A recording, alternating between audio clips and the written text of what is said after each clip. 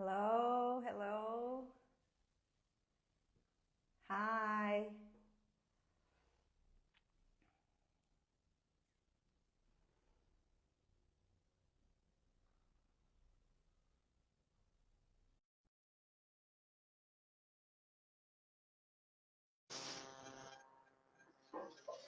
Waiting for Jess to join us.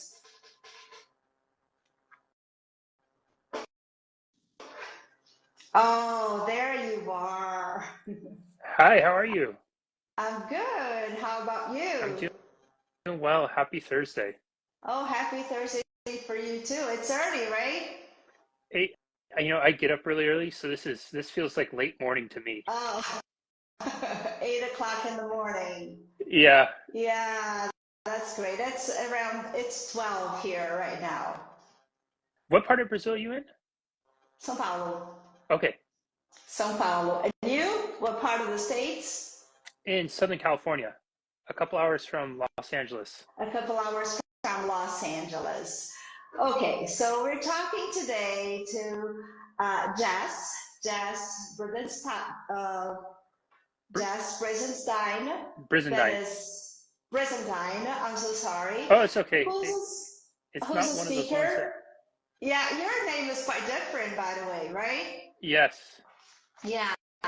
So he's an author, a writer, a speaker, a TED talker, a lot of things, right? Yes.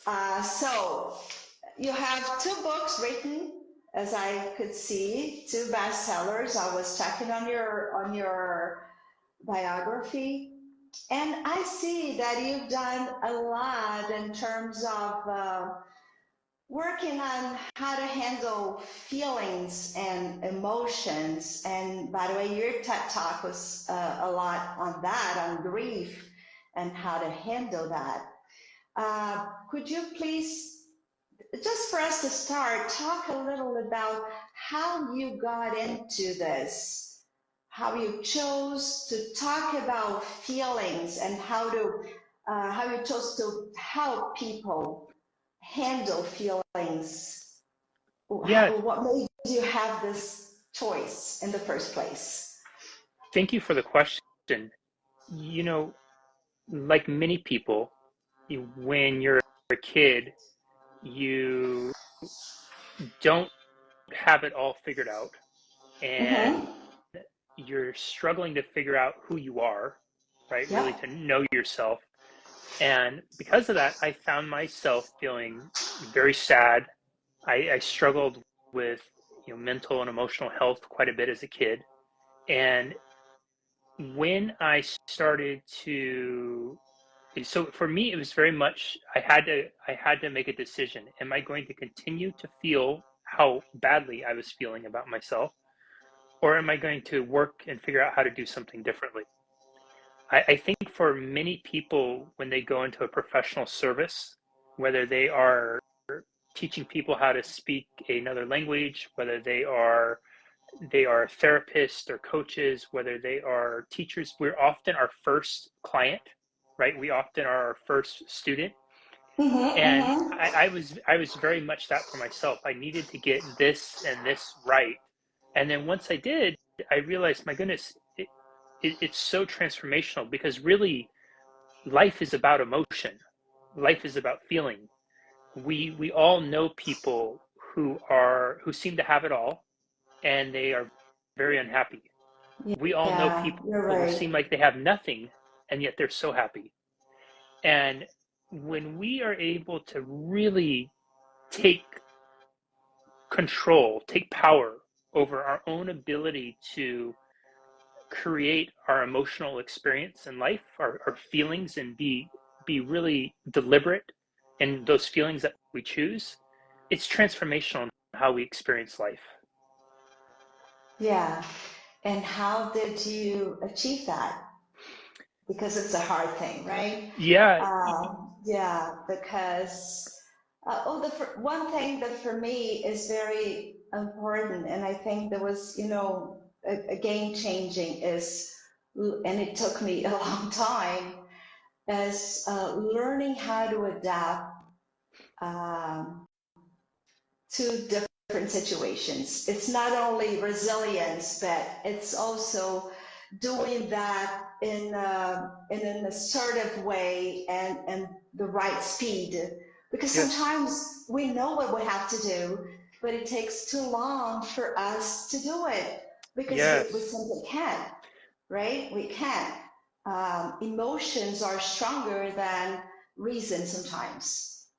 They are. And So, yeah, you're go ahead. absolutely right. It's that impulse that we have to work to fight. It's kind of like building a muscle. If you were to go to the gym, the muscle doesn't build with one workout. It builds over doing a bunch. It's like losing weight going to the gym. You don't lose the weight with one workout. You do it over time. I'll share a Brazilian story with you as an example of this. Okay. I've been fortunate to visit your beautiful country twice. I've been to Rio and I've been to Sao Paulo. Yeah, And I wanted to talk about that later. Yeah. yeah, and so when I was in Rio, we went hang gliding off of the really famous mountain right there that overlooks Copacabana and Ipanema Beach, and it was just absolutely spectacular, incredible. I mean, you know much better than I do. It's breathtaking, and no matter how many times you see it, it takes your breath away because the beauty's so stunning. So the person I ended up getting put with, I'm a fairly large guy, and I was well over the weight limit for what they had said was the safety thing and to go. But they said, "Oh no, we'll match you up with this smaller guy and it'll be okay."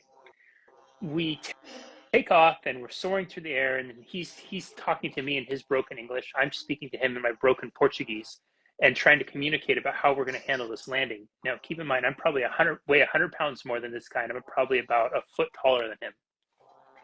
Well, there's a miscommunication, and as we're getting ready to land, he tells me that his nickname is Zero because he's never crashed before.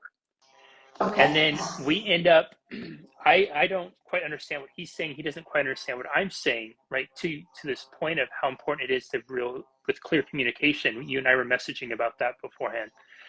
And as a result of it, we end up crash landing on the beach. And there's this big, dust of sand. Everything comes up. My friends are over there.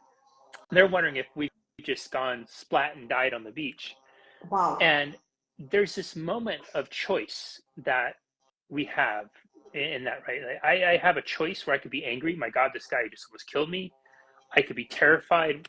I could be ecstatic that I'm alive. I could be, turn it into something funny and just laugh it off. And the point is, each of those choices are valid, right? And if I were to have a conversation with somebody about those choices and what I'm feeling, there's going to be someone who will say, yeah, you should be angry. Yeah, you should think that's funny. Yeah, you should be grateful. Yeah, you should be happy. But in all those choices, what we have to learn to ask ourselves is, which one is going to serve me more?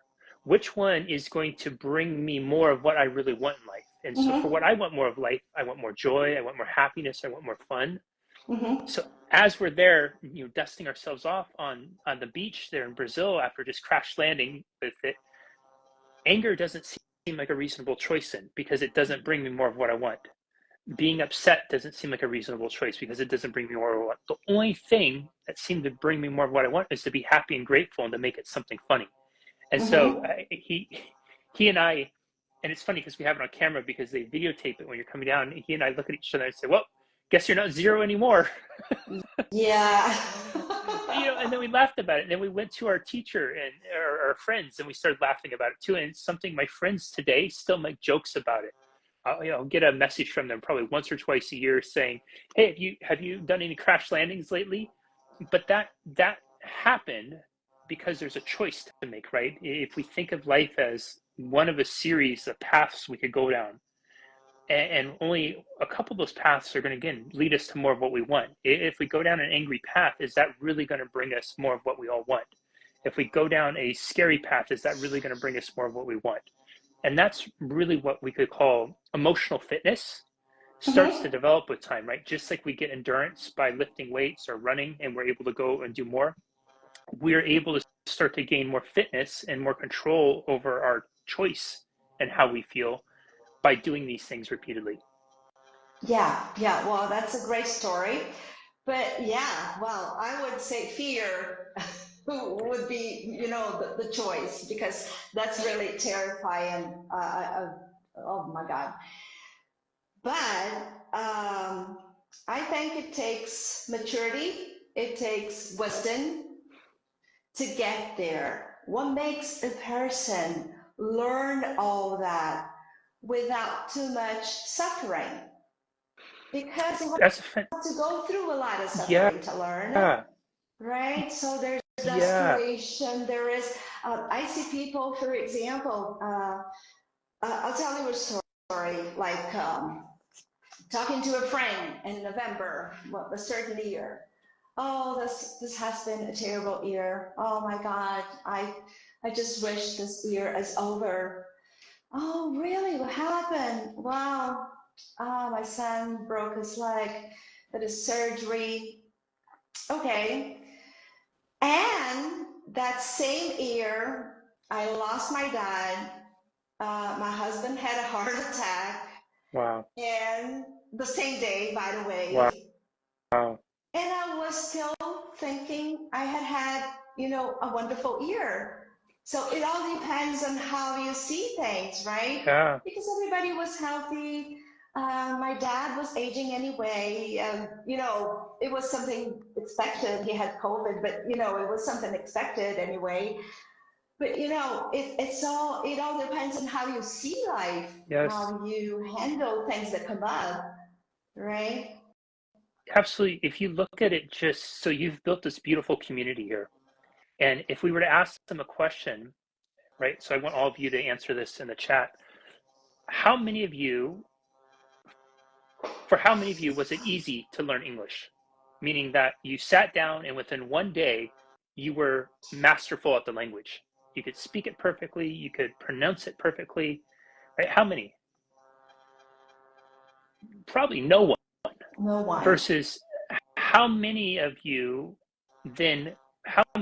us, as we learned a language, probably felt some frustration as we started to learn the language. But how many of us who felt that frustration persevered? And as we persevered, as we kept going, what ends up happening? All of a sudden, you're starting to hear things a little bit differently. All of a sudden, you're able to start to pronounce things a little bit better.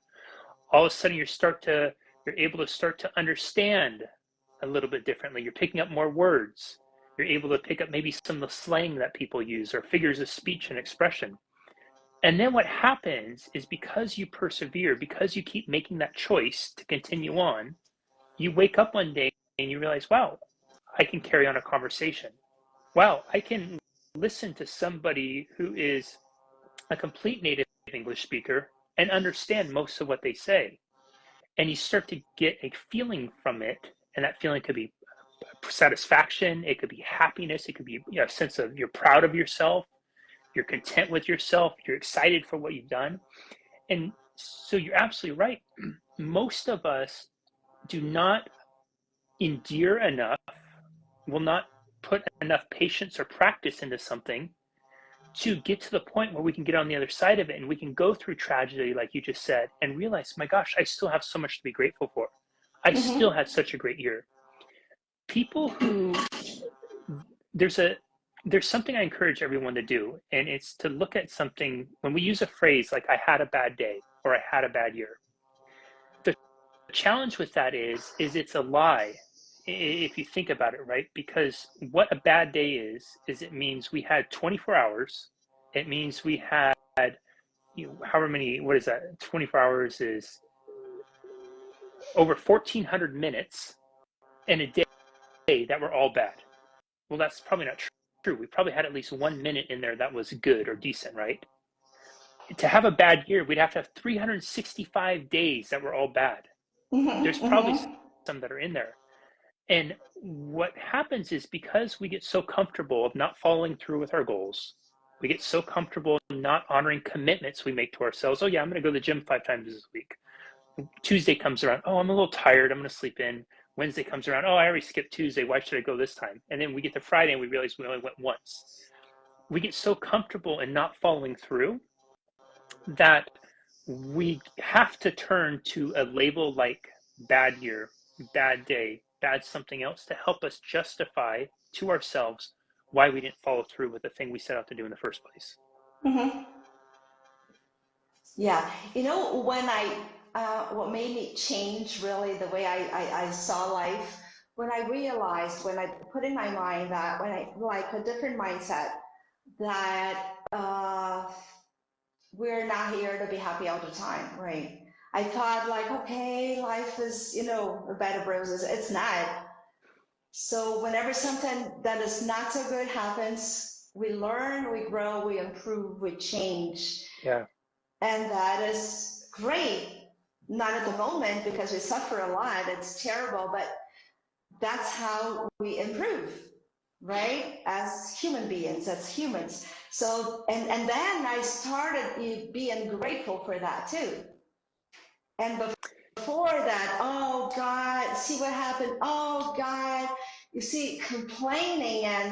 And then I learned that we are living, this is a school, this is where we learn.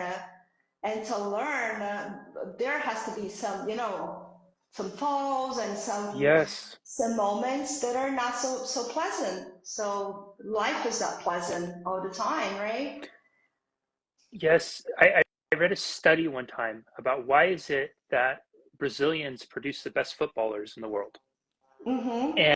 And what the study concluded was because you had kids growing up that maybe didn't have the same advantages as somebody who grows up in England. Okay.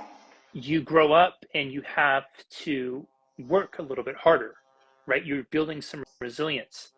And because Brazil has such a long lineage of incredible footballers, it's almost like it's in your DNA. And so kids will look at that and say, if I work hard enough, I can be the next Pele. I can be the next Ronaldinho. I can be the next Rivaldo, right? And so then it makes them want to put in the extra practice. It makes them want to do the little kicks. In this study, they talked about this group of kids in a very small town, and I'm forgetting the name of the town. But what they would do is they would essentially wake up, and every morning before they went to school, which, the school isn't just down the street, they have to walk quite a ways to get to the school. They would get together, and there was a wall in the town, a broken wall, just kind of not attached to any building. It's just there. And these kids would get together, and for an hour, they would practice kicking the soccer ball back and forth against the wall, just to work on their mechanics. And they're 5, 6, 7 years old. There's nobody telling them to do it. There's no one making them do it. They're doing it because they believe that if I master this skill, there's going to be something better for me on the other side. And that's the beautiful thing of resilience, because you're absolutely right. Life is challenging and hard at sometimes. There is going to be struggle in life. There is going to be suffering. And there's two types of suffering, really. There's the suffering of when something happens, we lose a parent, right? We lose a job. We fall and break our leg, and now we can't go and play sport. But then there's other suffering, which I think is more prevalent, which is the suffering that goes on in here. And this suffering is 100% created by us. Oh, And yeah. it is the suffering that we tell ourselves about what something means. Because my dad passed away, this is the worst year ever. Because I broke my leg, I'm useless. Because I can't learn English as fast as my friend, I'm stupid, right? And that suffering is a suffering that is more, that creates more, I would say, hardship and robs people of more joy and happiness in life. And so one of the things with life, I think the really important life skills is to look at and say, gosh, this happened and it's hard. Losing my dad is awful. And I can honor that feeling. I can allow myself to feel grief. I can allow myself to feel all that emotion that comes with that. But I also can have gratitude for, my gosh, I'm so lucky I had him for all the time I had. For so long. Yeah. And that's what starts to take that suffering away and allows you to really be in a place of where you're more present, you're more engaged, and you're much more, I would say, much more truthful and sincere with yourself, because most of the suffering that's created here, it's really a lie, right? If you step outside and think about it, we are so much more than that negative thought. You know what I just, that just reminded me of? Once I heard a lecture, and the lecturer said, well, there's a fact and there's a story, right? The fact is the fact. The story is how you take it, how you feel it, and how you show it to other people. Yes. So, yes. So the fact is there, but I make up my story according to how I feel, how I take it. Yes. So this is it, right? So yes. we have to pay a lot of attention to how we see things, how we feel things, right? How we deal with them, how we deal with facts. So yes. that's the thing, right? Yeah, you're absolutely right. And if I may, just for one moment, I want to acknowledge your audience. I do quite a few of these, and your audience is so much more engaged. I see all sorts of hearts coming up. I see lots of people commenting and putting in little things. And I just, all of you who are watching and listening right now, I really thank you for being so engaged, and thank you for being here, because I appreciate that you're investing your time to be here with us and to listen. And not only that, but you're engaging, interacting, and that really means a lot, because that's not always the case on some of these conversations. So thank you to all of you who are here. I thank everybody too. And the time here, people are working, and I'm surprised. Working, lunchtime, all those things. Lunchtime, everybody has, but it goes back to what we're talking about, choice, right? We all have a place that we could be, but we're choosing to be here. Yes, and so that's right. Right. The wonderful thing we can ask ourselves is, if I'm going to choose to be here, what do I want to take from this? How do I want to leave this? How do I want to feel? What do I want to take and apply to my life afterwards? Yeah, I even wrote in Portuguese this morning that I wanted this to be something that would add to people as humans, as people, that I knew we would say things that would be interesting and nice and would add to people. And in terms of English, vocabulary expansion, because I record, I think you've seen my page, record all the videos in English, because I want people to go to a new level with their English, have better vocabulary, better pronunciation, not only, okay, I can travel, I can shop, I just point things, and I can buy whatever I want. I can, this is the thing, that this is my focus about English. This is why I have my Instagram. First thing, because I want people to go ahead of the curve, teachers and students. I see a lot of people neglect pronunciation, neglect, good English, really, quality English. And there's the thing that you said, oh, English is too hard, I can't learn. No, it's not too hard. You have to dedicate. You have to take the time. You have to be, perseverance, discipline. We have to study. It's a lifetime study. I study, right? Yes. Isn't it? Yes. You have to invest. Yeah. So this is the thing that I want here, Jess. I want people to understand that English, any language, by the way, if you intend to be good at something, if you intend to be good at the language, you have to study. You have to invest. It's not an easy thing. It's not a 1-year course or a 6-month course, as we have many here in Brazil, that's going to make you speak. Yep. Unfortunately, it's not. This is one thing that I say, right? And you're 100% right. It's like a relationship. Anybody who's ever been in a relationship, right? Have you ever gone to a relationship and after 3 months you say, oh, okay, that's it. I don't have to try anymore. I don't have to do anything anymore. My wife, my husband is just going to love me no matter what. And those usually don't work out very well. The relationships that last are the ones that we continue to work at, we continue to invest in, we continue to practice with every day. And you're absolutely right. Language learning, same thing. It's a lifetime commitment. Yeah, and it's the thing that you said, because the example that you gave of the gym, oh, I go to the gym, okay, I have a muscle. Yeah, first class. Yeah, I have a muscle. No, it doesn't work like that, right? The same thing with English. You don't build muscles like overnight. Yep. You have to study, you have to dedicate.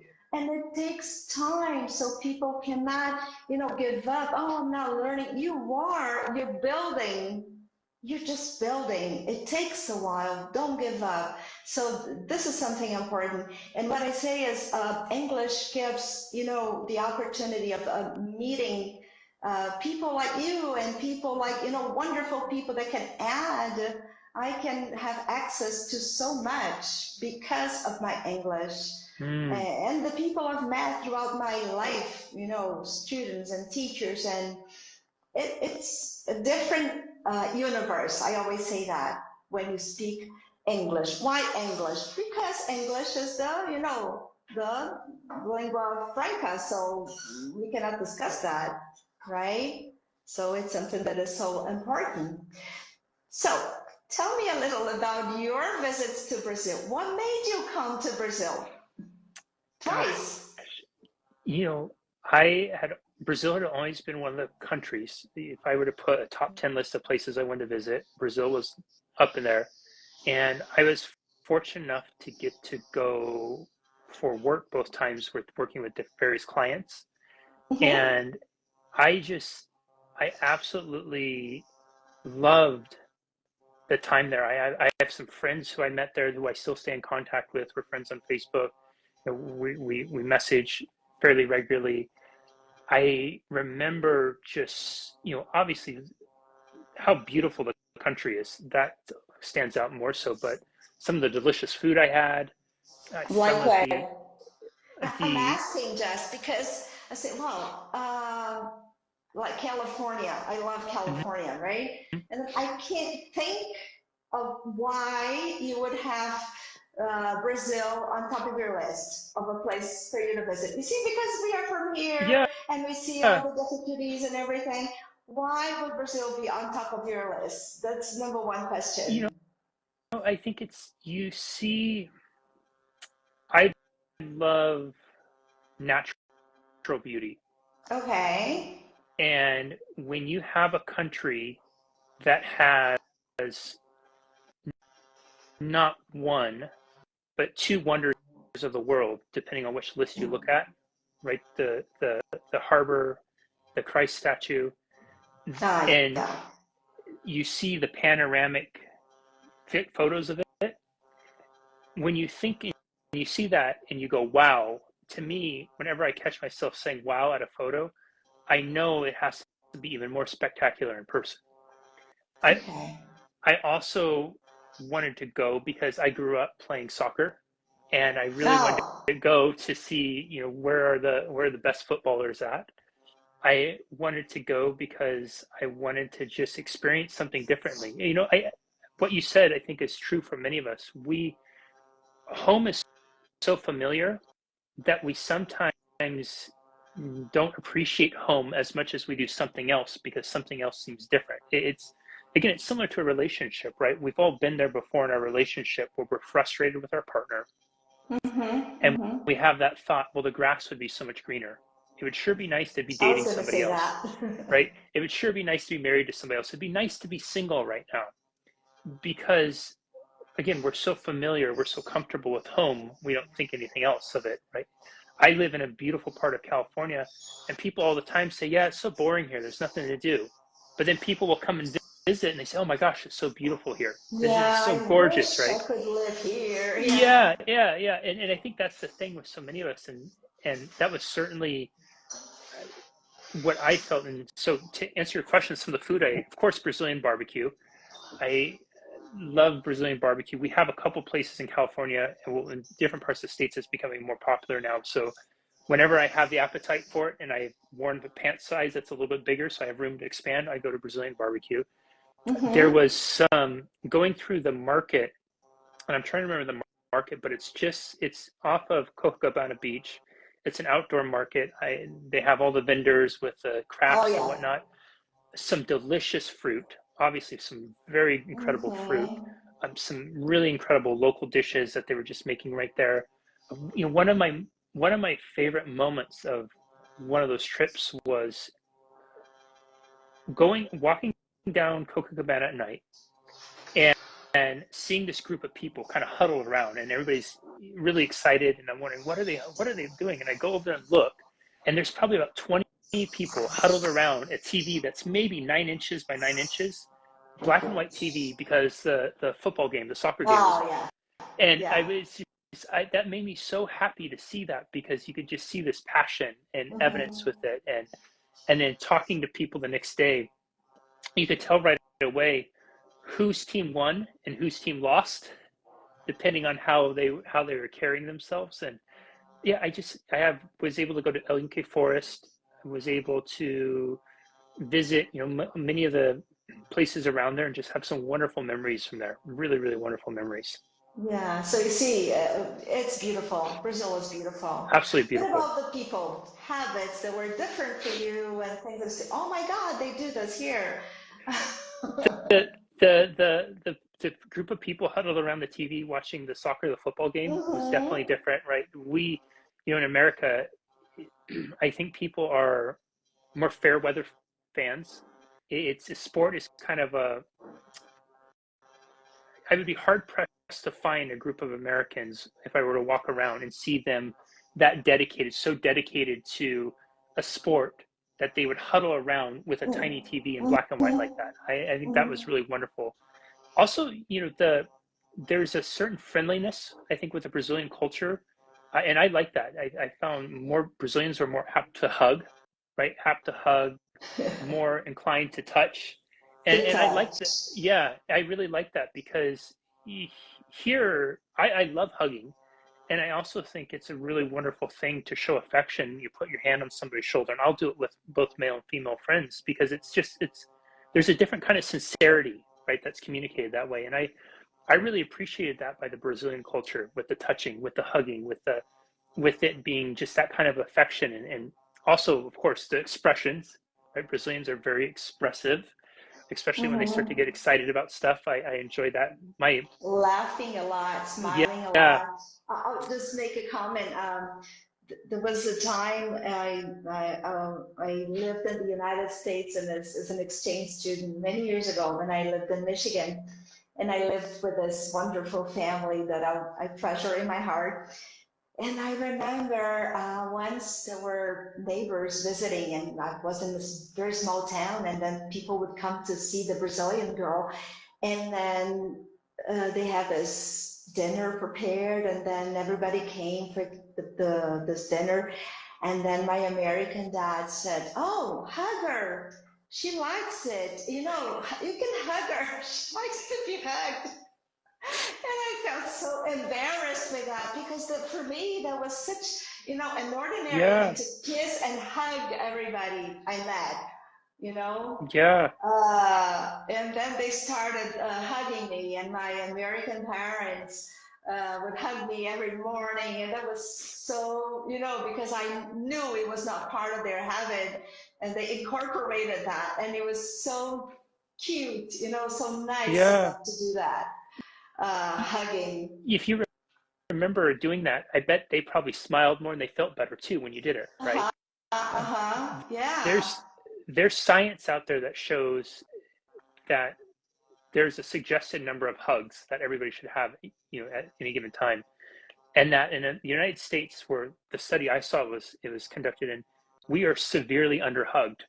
I think it's getting a little bit better, but that's something, again, to appreciate so much about the Brazilian culture, and probably why you could go to Brazil and you see people, as we were just talking about, they're smiling more, they're laughing more than you might see in the United Mm-hmm. States, because everybody's hugging more, everybody's touching more. There's a closeness to it, and that naturally feels better. It feels good to connect like that. It feels good to hug, to hold somebody close. It feels wonderful to have that kind of warmth, right, be communicated, and that connection, and especially not have it. What I appreciate about it is you can hug somebody. In Brazil, I felt like you could hug somebody just because hugging feels good and it's a fun thing to do and Mm-hmm. it's a good thing to You're do, as right. opposed to in the United States. And again, it's getting better, but I think in the United States, you have to have a certain relationship established, right? I know this person well enough to hug them. I know they're comfortable enough to hug, and they're whatever that is. And I really treasure that about the Brazilian culture, and just I carry that warmth so much still to this day in my heart. Yeah, yeah. And for us, it's hard to know, when to hug and not to hug because you hug basically we had Yeah. people we know, right? Yeah. So it's hard. Yeah, it's hard. But anyways, it's something I appreciate also. So another thing that I was going to ask you about, you say that you know a lot of Brazilians, right? You know some Brazilians. Yes, some. Some Brazilians. Do they speak English? Yes. Yes. Yeah, and I would like to ask you about the English they speak. If they have this, if they carry a lot from Portuguese, Mm-hmm. if you understand Yeah. when they talk. You know, I love this question because, as with anything, context is so important. One of my friends, she speaks English well. She still has a Brazilian accent that you can hear in her English. And but I love watching World Cup with her, and I love watching World Cup when Brazil plays, because when Brazil plays, it's only Portuguese. It is only Portuguese, and it is a lot of the words that in Portuguese that you wouldn't normally use in conversation, especially if the team's not playing well. Yeah. But so to your question, many of them speak very well. The ones who speak it, I would say, the best are ones who have typically lived in the United States at some point. Another one of my friends, she went to university in the United States. So she's from Brazil, lives in Brazil, but she did her entire university career in the United States. Okay. So she has still a slight accent, but speaks very well. And then I have some Brazilian friends who maybe their accent is a little stronger. They haven't had maybe as much time living in the United States or elsewhere. But when you talk, what I found is when you talk slower, you can often understand so much more, right?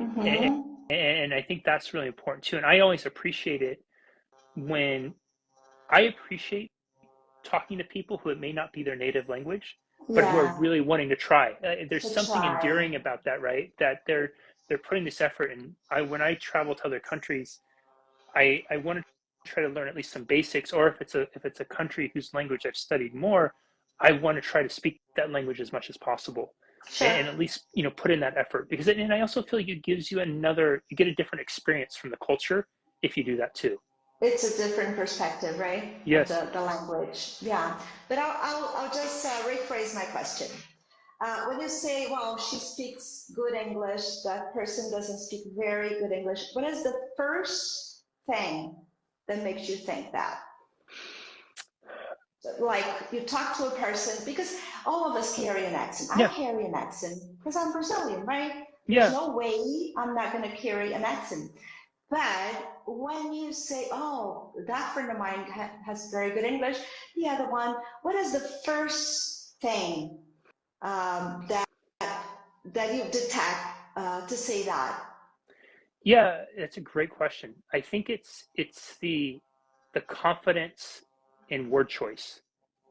What I mean by that is I still feel fairly comfortable saying onde fica banheiro, right? Or is that right? Where's the bathroom? But if I don't remember another word, so if I were to ask you, where is the refrigerator?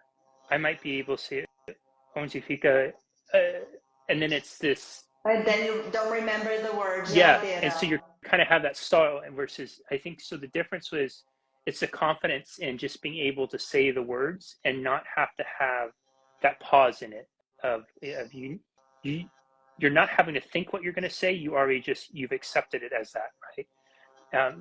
If I'm still trying to speak in another language, I have to think almost about the word before I say it, because it hasn't become second nature. Whereas when I'm talking in English right now, I'm not having to think about it. It just kind of spills out. So it's that, what do they call it? In psychology, they say there's conscious uncompetence, conscious competence. I've given right? This, yes. And so then it's really getting to that point where you have unconscious competence. You don't have to think about it. It's just automatic. It's just it's almost part of your DNA. It's as natural as breathing at that point. Becomes part of who you are. Yes.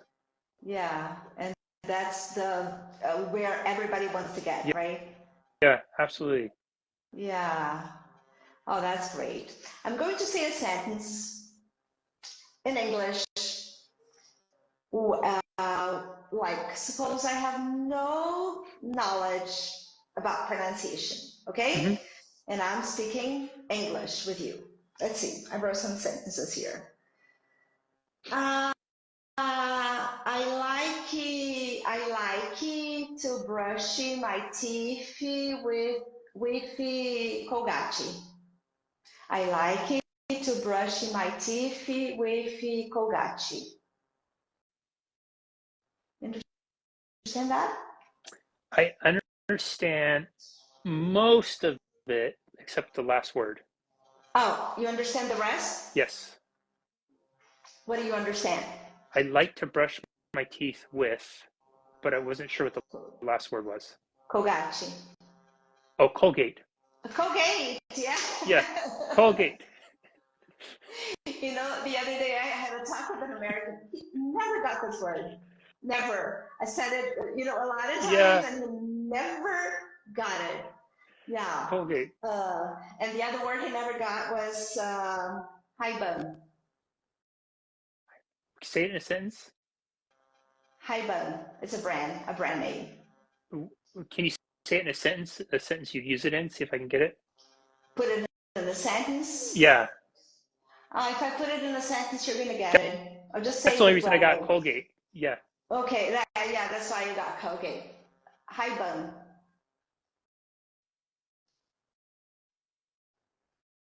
You'd have to say in a sentence. Okay. What if I say sunglasses?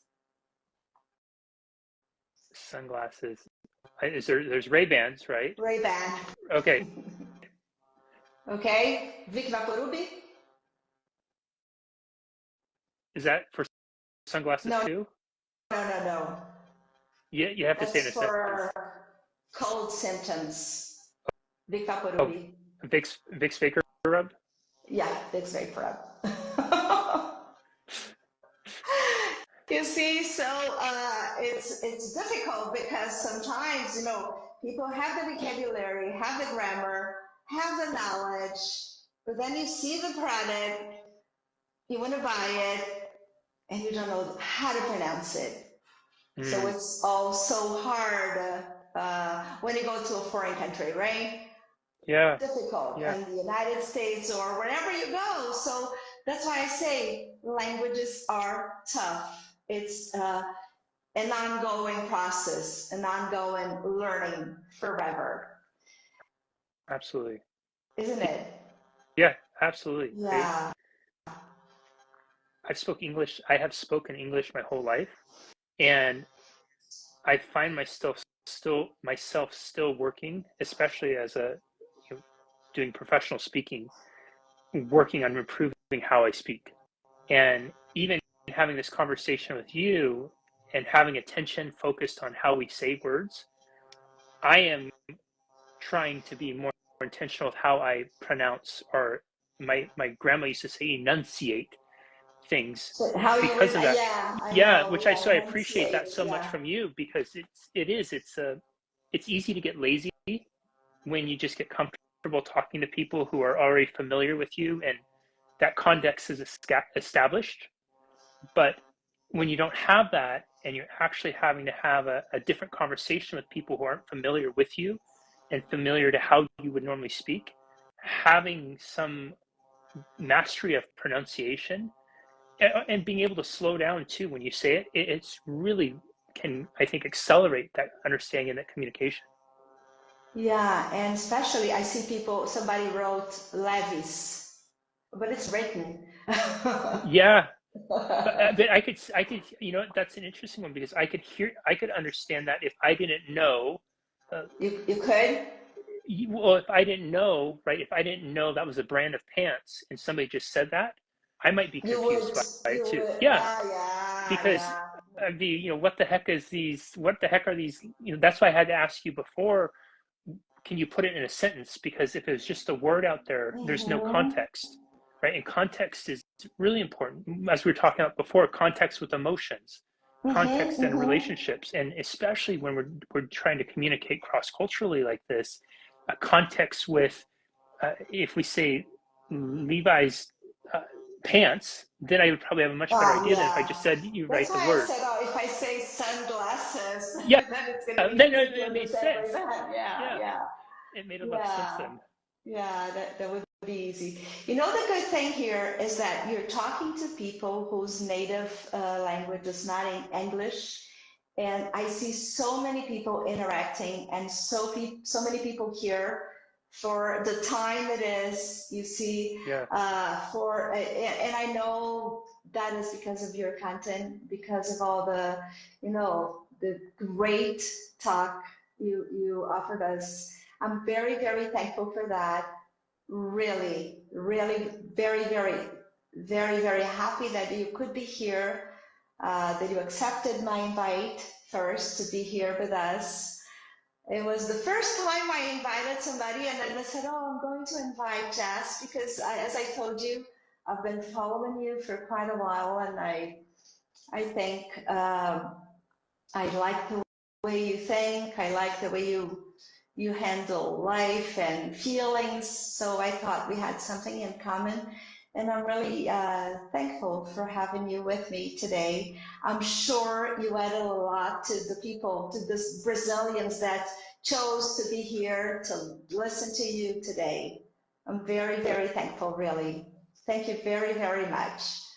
No, thank you. And I think to the credit of your community, obviously you have built an incredible community here where people are able to listen and understand to the point of, and stay engaged with it to the point of, we've been on 45, 50 minutes now, and to continue to choose to be here, to continue to choose to engage and to get hopefully some value out of what we shared. And that's such credit to your teaching. It's such credit to the space you've created. You have this beautiful energy about you, and it's an energy that makes it feel so safe that if I was trying to learn, I would want to be here. You're warm, you're welcoming, and those things aren't always necessarily easy to communicate across mediums. But here you are, thousands of miles away from me. Yes. 4 hours into the future, but I can feel it, and I'm sure your community has felt it. And it's so, for so many of them to stick with us this long, to be engaged, to add the great comments they've had, to the hearts that float through and all that. It's really I think a beautiful testament to you and the work you've done and how much you've impacted their lives. And I'm really grateful you reached out to me. I always enjoy having conversations like this from people, and I appreciate your thoughtful way that you put this together, where we're able to talk about some of the things I do, but we're also able to make it educational for what you do. And I love collaborations like that. I think it's just such a wonderful thing to do it, especially when we can do it across time zones, across cultures, and bring groups of people together like this. So thank you so much for having me. Thank you. We'll be together again. Yeah, I would absolutely love that. That'd be wonderful. Thank you. And please let me know if you ever come to the United States. Oh, okay, I will. Yeah. And you, if you come to Brazil? I will. Okay. I will definitely be back. All right. Bye. Thank you.